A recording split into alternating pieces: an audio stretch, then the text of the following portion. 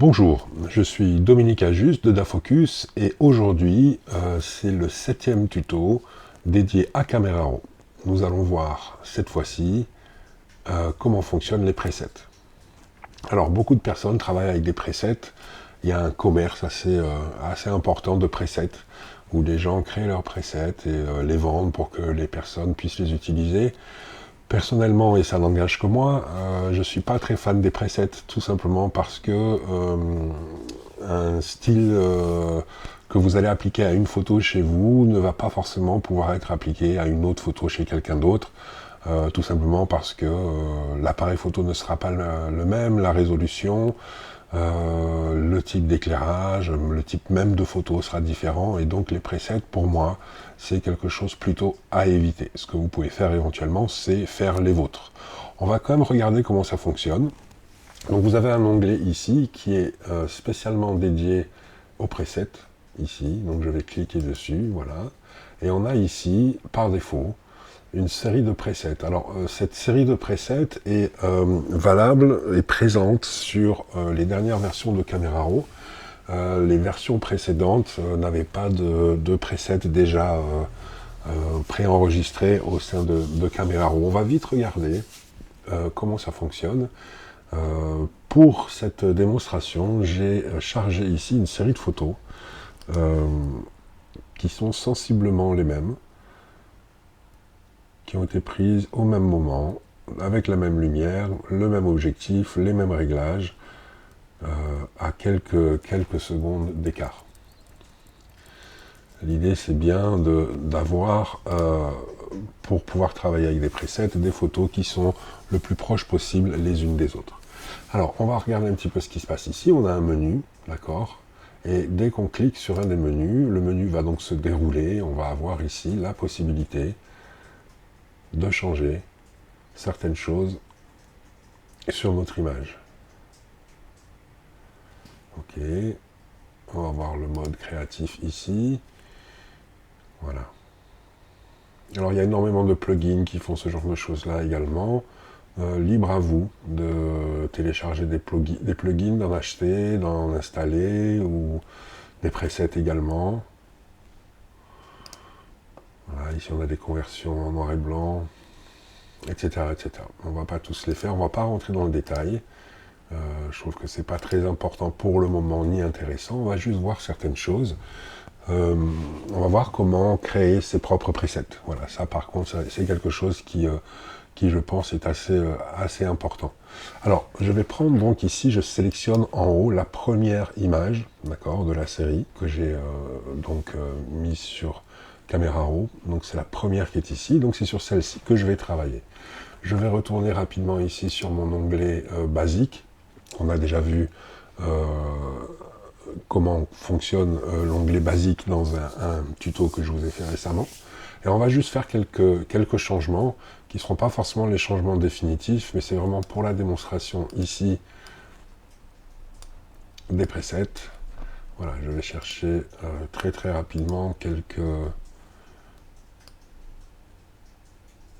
réglages. Ici, je vais retourner maintenant dans l'onglet dédié à la couleur. On a également vu un tuto à ce niveau-là. Donc je ne vais pas rentrer dans les détails, je vais très vite. Et je vais faire des changements qui, encore une fois, ne seront pas forcément ceux que je ferai sur cette photo, mais vraiment pour l'exemple, je pense que c'est largement suffisant. Ok, voilà, donc on a ici un travail qui a été fait donc à la fois ici sur l'onglet basique au niveau des lumières et à la fois au niveau de l'onglet teinte, saturation et luminance où j'ai changé quelques valeurs.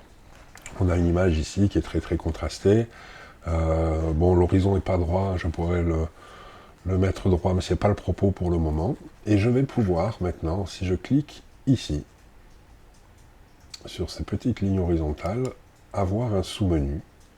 Et dans ce sous-menu, je vais pouvoir ici enregistrer les paramètres de cette image. Donc je vais cliquer ici et je vais pouvoir cocher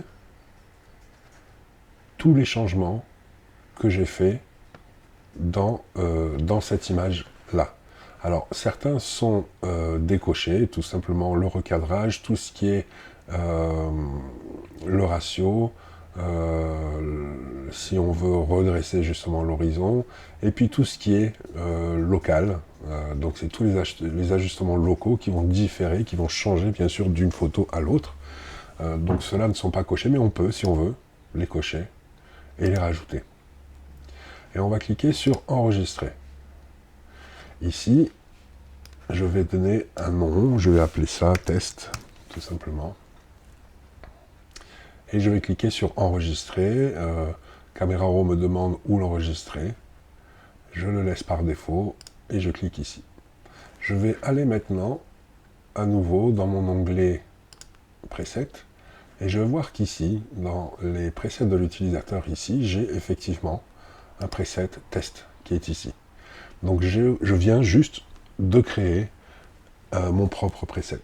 Et je vais pouvoir maintenant, si je sélectionne l'image suivante, d'accord, qui elle n'a pas encore eu de modification, je vais pouvoir juste cliquer sur ce preset là et ce preset va s'appliquer.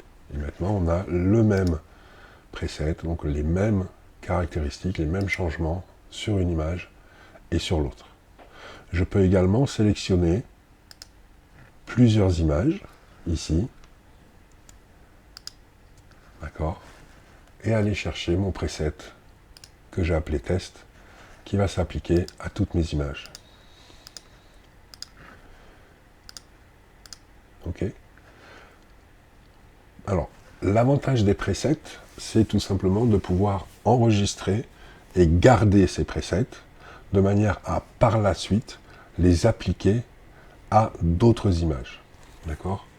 Dans le cas précis dans lequel on se trouve maintenant, c'est-à-dire que j'ai plusieurs images qui sont en même temps sur Camera Raw, qui ont été prises à peu près au même moment, la même lumière, les mêmes réglages, je ne suis pas obligé de passer par là. Il y a une manière encore plus simple.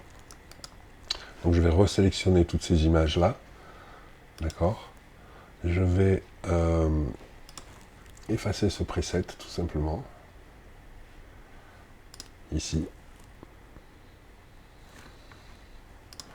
Ok. Je vais sélectionner mes images. Et ici, je vais aller sur Camera Raw défaut, c'est-à-dire que je vais remettre tous les curseurs de Camera Raw à 0. Et j'ai donc ma première image sur laquelle j'ai fait mes changements et toutes les autres qui n'ont plus, donc les changements qu'on leur a appliqués tout à l'heure avec les presets, et qui sont maintenant complètement bruts. Je n'ai plus non plus ici le preset puisque je l'ai enlevé, d'accord ? Et je vais maintenant appliquer donc les changements de cette première image en haut à la totalité des images.